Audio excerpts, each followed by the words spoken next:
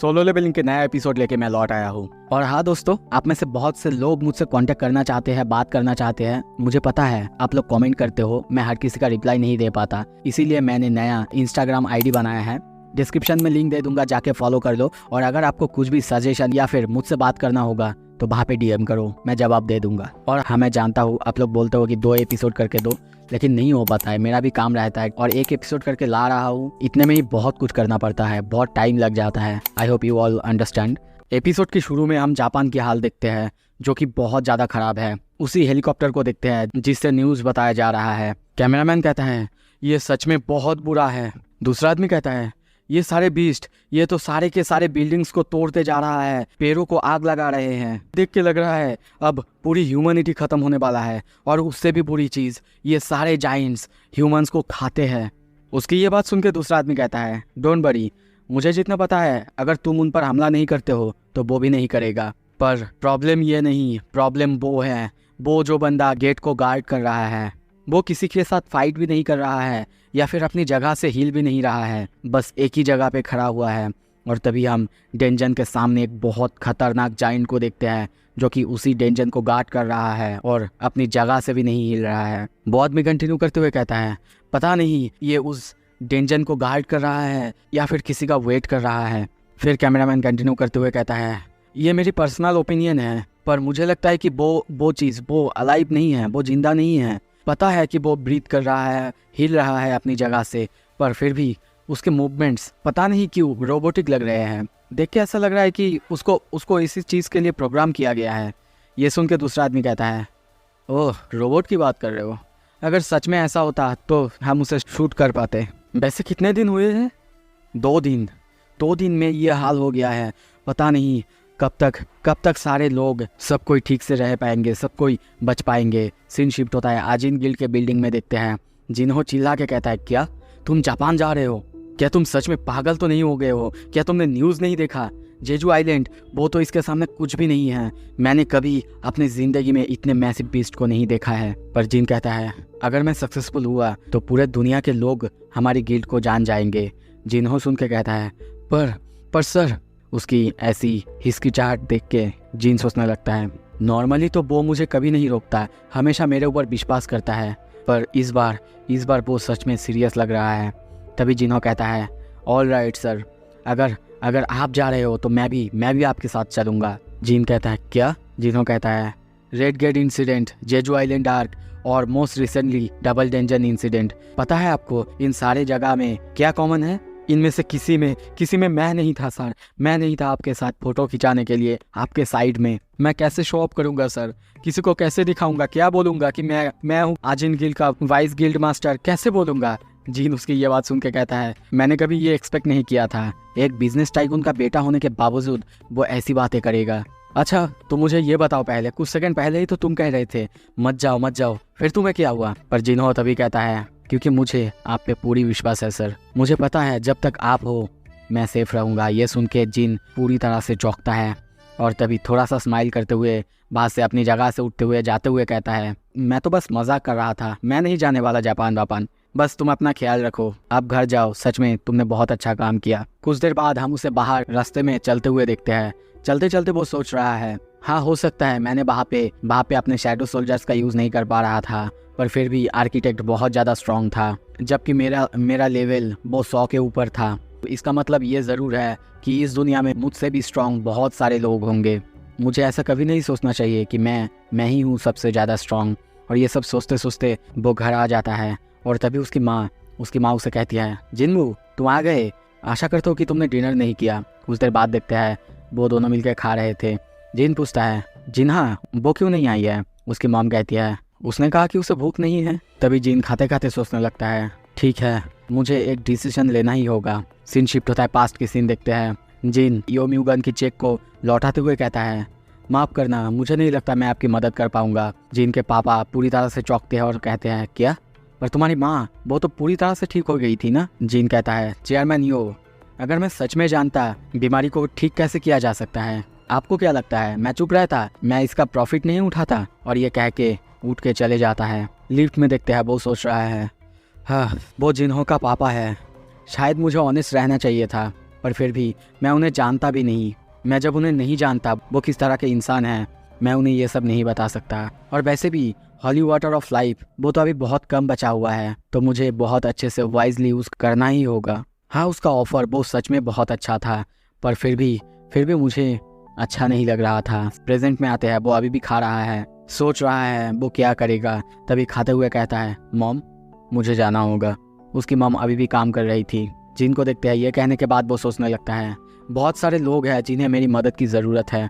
हाँ मानता हूँ, बाहर बहुत सारे लोग होंगे, बहुत लोग होंगे जो कि मुझसे ज़्यादा स्ट्रांग होंगे, पर जब तक मैं लेवल अप कर सकता हूँ तब तक मुझे बाहर जाना होगा, लड़ाई करनी होगी और ज़्यादा पावरफुल बनना होगा। उसकी मॉम तभी कहती है, तुम्हारे पापा भी बिल्कुल ऐसे ही थे, पता है, खाने के बीच में ही किसी इमरजेंसी कॉल की वजह से उठ जाया करते थे। सीन शिफ्ट होता है, कुछ देर बाद हम जिन्हा को देखते हैं। उसकी हालत बहुत ज़्यादा ख़राब है। तभी जिन वहाँ पे आता है और आके कहता है, जिन्हा क्या तुम सोई हुई हो? वो कहती है, हाँ, पर क्या मैं बात कर सकता हूँ? वो फिर से कहती है, नहीं मुझे सोना है। पर जिन उसकी बात को इग्नोर करके उसके पास आके बैठता है और कहता है, क्या तुम्हें पता है रिसेंटली ऑलमोस्ट मैं मर गया था। यह कहने के बाद पीछे देखता है और तभी हंसते हुए कहता है, वेट, नहीं वो वाला नहीं। हाँ मानता हूँ, मेरे साथ बहुत बार ऐसा हो चुका है, पर इस बार सच में मुझे लगा कि मैं मरने वाला हूँ। बहुत मैनेज करने के बाद मैं वापस आ पाया हूँ। हर बार जब मैं वापस आता हूँ मुझे बहुत अच्छा लगता है, तो मैं इस बार भी वापस आऊँगा। थैंक्स तुम्हें मुझे हर बार नहीं रोकने के लिए, इतने सालों से नहीं रोकने के लिए। जिन्हा रोने लगती है और रोते रोते कहने लगती है, हाँ, और वैसे भी मुझे नहीं लगता तो मेरी बात कभी सुनते। जिन तभी कहता है, हाँ, पर मैं वापस ज़रूर आऊँगा और चिंता मत करो, मैं तुम्हें हमेशा प्रोटेक्ट करता रहूँगा, चाहे मैं कितनी भी दूर रहूँ। तभी जिन्हा को प्रोटेक्ट करने के लिए अपने शैडोज़ को उसके पास छोड़ता है। सीन शिफ्ट होता है, कुछ देर बाद हम मिस्टर गो को देखते हैं जो कि बहुत सारे प्रेस के साथ है। और तभी वहाँ पे जिन भी आता है, वो भी प्रेस के सामने जापान जाने को लेकर बात करता है। सीन शिफ्ट होता है, कुछ देर बाद हम देखते हैं जापान में जिन और जिन हो वहाँ पे आ चुके हैं। चारों तरफ उनकी फ़ोटो खिंचा जा रहा है, सब कोई बस उन्हें ही देख रहे हैं। सीन शिफ्ट होता है, जापान के और एक जगह पे देखते हैं। जगह की हालत बहुत ज़्यादा ख़राब है। तभी एक फ़ौजी दो लोगों को कहता है, आप लोग जाइए, वहाँ पे बहुत कम जगह है। पर वो लोग जाने के लिए बिल्कुल तैयार नहीं, क्योंकि उनके पीछे और लोग हैं। पर वो फौजी कहता है, पर वहाँ पे तो जगह नहीं है और कभी भी जाइंट्स आ सकते हैं, प्लीज़ आप जाइए। पर वो लोग फिर भी जाने के लिए राजी नहीं होते और कहते थे, हमने इन्हें वादा किया है एंड मोमेंट तक हम लोग इनके साथ रहेंगे, तो अभी मैं नहीं जा सकता। उनकी ऐसी जीत देख के वो सोल्जर कहता है, ठीक है तो फिर मैं ही रुक जाता हूँ, आप जाओ। वो लोग ऐसे बातें कर ही रहे थे, पर तभी देखते हैं वहाँ पे दो जाइंट्स आ जाते हैं और उन पर हमला करने लगते हैं। एक सोल्जर को वो खा भी लेते हैं। उन्हें देख के सारे सोल्जर्स फायर करने लगते हैं, पर हमें पता है कि नॉर्मल ह्यूमन के हथियार से उनको कुछ भी नहीं होता। वो बिस्ट उन्हें आके मारने ही वाले थे। तभी उस बिस्ट को कोई एक बड़ा सा चीज़ आके हमला करता है और इस चीज़ से हम देखते हैं वो जाइंट एक ही बार में नीचे गिर जाता है और वहीं पे मर जाता है। और कुछ देर बाद हम देखते हैं ये और कोई नहीं, जिनकी जो नागा शैडो था वो है जीमा। वो अपना साइज़ बहुत ज़्यादा बड़ा कर लेता है। उसे सामने देख के वो सोल्जर बहुत ज़्यादा चौंकता है, सारे के सारे लोग चौंकता है। तभी जीन उसके साइड से आके कहता है, ये जगह बहुत ज़्यादा डेंजरस है, शायद हमें इन्हें कोई और जगह पे ले जाना होगा। पर तभी ऊपर से पत्थर गिरने लगते हैं एक बूढ़े आदमी पर तभी वहाँ पे जिन्हो आता है और उन्हें प्रोटेक्ट कर लेता है। और जिन को चिल्लाते हुए कहता है, मैं पीछे रहता हूँ और इन सारे लोगों को इवैक्यूएट करता हूँ, आप जाओ। जिन कहता है, ठीक है। और वो अपने हथियार को बाहर निकलने लगता है और एक एक करके सारे शैडोज़ को भी बाहर निकलने लगता है। जीमा को देखते हैं, वो अपने हथियार से बहुत ही आसानी से सारे के सारे जाइंट्स को मार रहा है। जिन भी जाके एक जाइंट को एक ही बार में पूरी तरह से स्लैश कर देता है। उसका अटैक इतना ज़्यादा पावरफुल था कि उस जाइंट का सर 2 हिस्सों में कट जाता है। सीन शिफ्ट होता है, मैरीलैंड यूएसए में देखते हैं। कोई कहता है, ओह संग जिनबू, वो जापान गया है। कुछ हंटर्स खाना खाते हुए उसके बारे में बातें करने लगते हैं। एक हंटर कहता है, अकॉर्डिंग टू मिस सेलनर, उन्होंने तो उसे 1 लेवल तक अपग्रेड नहीं किया। यह सुन के दूसरा हंटर कहता है, क्या सच में? फिर तो वो मरने वाला है। हम सभी जानते हैं मिस सेलनर कितना ज़्यादा पावर दे सकता है। अगर उन्होंने उसे 1% भी पावर नहीं दे पाया है, इसका मतलब वो जल्द ही मरने वाला है। और शायद हाँ, मरना ही ठीक है, उसका घमंड कुछ ज़्यादा ही हो गया था। एक डेंजन को क्या ख़त्म किया, उससे इतना ज़्यादा घमंड ठीक नहीं है। चलो मैं बोलता हूँ कि वो एक ही दिन में मर जाएगा, मैं मेरा याच उसको बेट करता हूँ। दूसरा आदमी कहता है, मेरे पास जो घर है उसके ऊपर बेट लगाता हूँ। तभी उनके पीछे से कोई कहता है, मुझे नहीं लगता इस बारे में अभी इतना श्योर होना चाहिए। चलो मैं अपना पूरा स्कैवेंजर बिल्डिंग को बेट करता हूँ कि वो बच के आएगा, ये और कोई नहीं आंद्रे थॉमस है। वो कंटिन्यू करते हुए कहता है, और मुझे लगता है कि तुम्हें कोई और हंटर के बारे में ना बोल के अपने अगले दिन के बारे में सोचना चाहिए, क्योंकि पता है ना हमारी यहाँ का जो एस रैंक डंजन है उसको भी हमें क्लियर करना है। और मुझे तो ये लगता है तुम में से बहुत लोग कल यहाँ पे वापस नहीं आ पाएंगे। उसकी ऐसी बातें सुन के बहुत सारे लोग उसके ऊपर गुस्सा करने लगता है और कहने लगते हैं, अरे ये बंदा तो बहुत ज़्यादा मूड ही ऑफ कर देता है पूरा। थॉमस को देखते हैं, वो कहता है, जापान को देख के लगता है वो जगह सच में अब मज़ेदार है, पर ज़्यादा देर नहीं है। मेरे यहाँ का डंजन वो भी तो कल ही ओपन होने वाला है, चलो देखते हैं। और उसके वहाँ पे भी एक एस रैंक के बहुत ही खतरनाक डंजन को देखते हैं। सीन शिफ्ट होता है, जापान की हाल देखते हैं जो कि बहुत ज़्यादा ख़राब है। ऊपर से वो रिपोर्टर और वो कैमरामैन दोनों देख रहे हैं। वो चिल्ला के कहने लगता है, क्या सच में ये देख के बिलीव नहीं हो रहा है। संग जिनबो का समन बीस्ट वो जाइंट्स को मार रहे हैं बहुत ही आसानी से, यहाँ तक कि वो उन्हें जिंदा खा रहे हैं। मैं फिर से कहता हूँ, वो सारे बीस्ट जाइंट को जिंदा खा रहे हैं।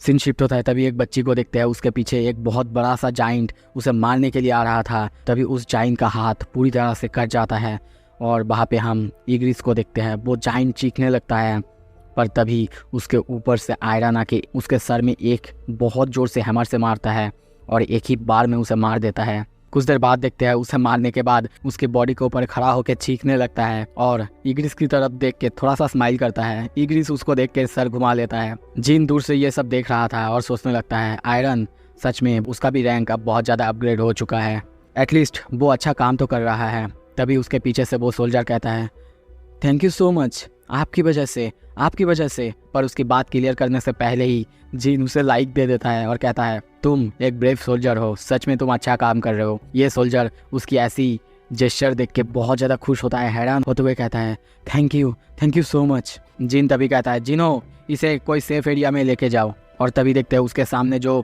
जाइंट्स पड़ा था उसको देखते हुए वो कहता है, अराइज। सीन शिफ्ट होता है। कुछ देर बाद हम जापान के हंटर एसोसिएशन के सेंटर में देखते हैं। एक कम्युनिकेटर चिल्ला के कहने लगता है, नाओया उसे सक्सेसफुली रिटेकन कर लिया गया है और एक बहुत बड़े जाइंट का बॉडी भी मिला है। ये सब मात्सुमोतो सुन रहा है और बस सोचने लगता है, पर कैसे इतना सब कुछ पॉसिबल है। गोतो वो ठीक कहता था, उसकी आंखें, जब मैंने पहली बार उसे देखा था एयरपोर्ट में, मैंने अपनी ज़िंदगी में बहुत सारे हंटर्स को देखा है, पर उसके जैसा कोई भी नहीं है, मतलब उसके जैसा पावरफुल कोई भी नहीं है। तभी पास्ट के बारे में सोचने लगता है। जिन जब पहली बार एयरपोर्ट में आया था, जापान में आया था, वो उसको ग्रीटिंग्स देने के लिए गया था और केस के बारे में बोलता है, क्या प्लान्स है उस बारे में बोलता है। पर तभी जिन डायरेक्टली उसे कहता है, मैं आपके प्लान्स पे एग्री नहीं कर सकता।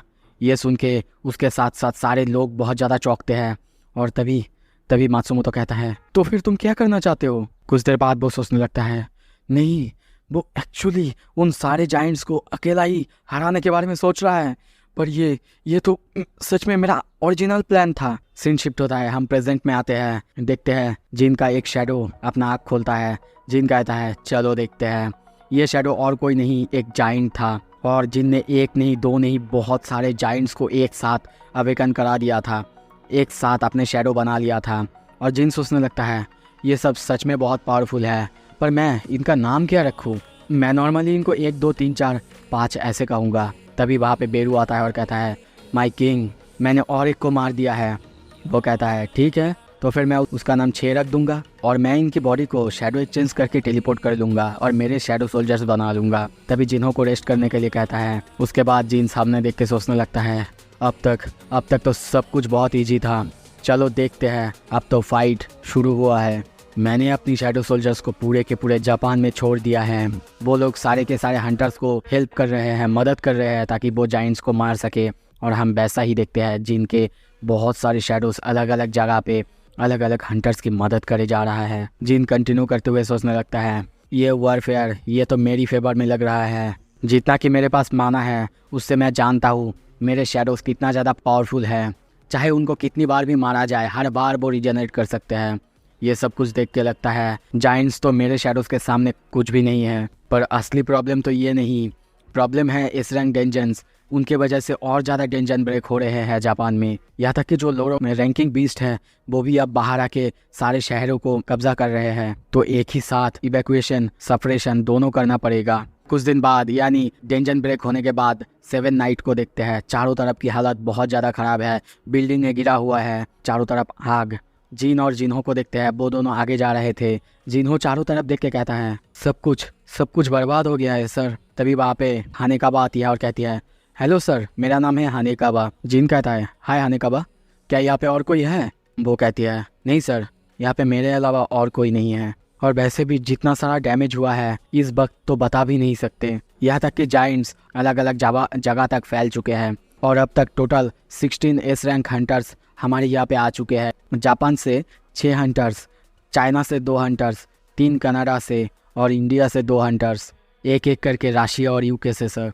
जिन कहता है उनको 6 ग्रुप में बांट दो ना।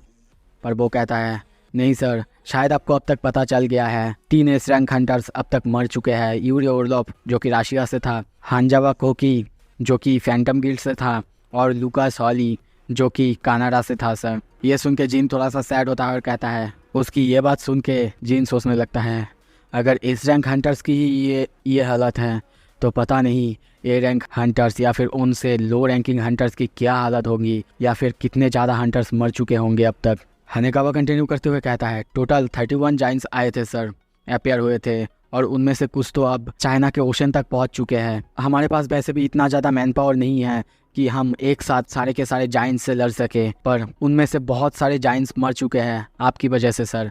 उसके लिए आपको बहुत बहुत शुक्रिया। और जो बाकी हंटर्स बचे हुए हैं वो आपके शेडोज़ के साथ बाकी काम कर रहे हैं। ये सब सुन के जिन कहता है all right then, I guess वो बंदा जो मेरे सामने है अब वही सिर्फ बचा है।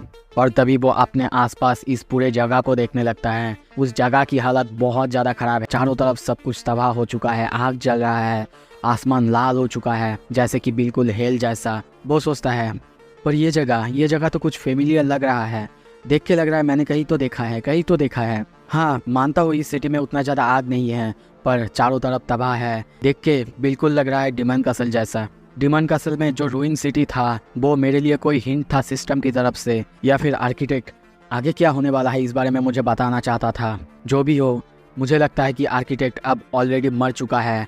जो डेंजन में उसका बॉडी था वही उसका असली बॉडी था। नहीं तो शायद अब तक वो मुझसे एक बार तो कांटेक्ट करने की कोशिश करता। पर फिर भी अगर डिमन कसल मुझे फ्यूचर दिखा रहा था तो फिर मैं आगे होने वाले कुछ चीज़ होने से पहले ही रोक सकता हूँ। इसी के लिए तो मैं इतना दिन ट्रेनिंग कर रहा था, और मैं हमेशा से चाहता था मेरे ऊपर कोई पावर ना रहे, मुझे कंट्रोल करने वाला कोई ना हो, और इसीलिए आज मैं यहाँ हूँ। अब चलो, जब मैं यहाँ आ चुका हूँ और सब कुछ यहाँ पे है, शुरू करते हैं। पर तभी हानेकाबा कहती है क्या सर, पर अब तक तो कोई भी हंटर्स यहाँ पे नहीं आए हैं। पर जिन पीछे देखते हुए कहता है नहीं, वो सब आ चुके हैं। सीन शिफ्ट होता है, हम वही लेडी हंटर को देखते हैं। वो एक हंटर को मारने के बाद कहती है ये बहुत ज़्यादा एनोइंग है, वो सारे शैडोज़ तो इन्हें ऐसे मार रहे हैं जैसे कि ये उनके लिए कुछ भी नहीं, और बाकी सब कुछ हमारे लिए छोड़ जा रहे हैं। मुझे तो ऐसा फील हो रहा है जैसे कि हम बस यहाँ पे क्लीनिंग करने के लिए ही है। मुझे सच में बहुत ज़्यादा गुस्सा आ रहा है। सीन शिफ्ट होता है, एक एक करके जिन के शैडोज़ को देखते हैं जो कि उस जगह के चारों तरफ जिन को घेर के रखा है। इग्रिस के साथ साथ उसके जितने पावरफुल शैडोज़ है वो सब एक एक करके अब जिन समन करने लगता है। सब कोई उसके सामने नील किए हुए है। हानेकाबा चारों तरफ देख के बहुत ज़्यादा हैरान रह जाती है, क्योंकि शायद उसने इतनी बड़ी आर्मी कभी नहीं देखी होगी। चारों तरफ जिन के शैडोज़ और कुछ ही देर बाद वहाँ पे बेरू आता है। बेरू को देख के जिन स्माइल करते हुए कहता है ओह तुम आ गए, सब किसी ने बहुत अच्छा काम किए। बेरू कहता है थैंक यू माई किंग। कुछ देर बाद जिन्हो को कहता है जिन्हो मिस्टर हानेकाबा को यहाँ से लेके जाओ। उनके जाने के बाद अपने सामने जितने मरे हुए जाइंट्स थे वो सबको कहता है नाउ देन अराइज। और उसके ये कहते ही एक एक करके वहाँ पे जितने सारे जाइंट्स के बॉडी मरे पड़े थे सब उसके शैडो में तब्दील हो जाते हैं। सब अब उसके सोल्जर बन चुके हैं जो कि उन्हीं के साथ ही यानी जाइंट्स से लड़ेंगे। जिन सबको एक साथ कहता है ऑल सोल्जर्स चार्ज। और इसी के साथ ये एपिसोड यहाँ पे ख़त्म होता है। अगला एपिसोड बहुत खतरनाक होने वाला है। Thank you so much. अगर अच्छा लगे प्लीज़ सब्सक्राइब कर दीजिए।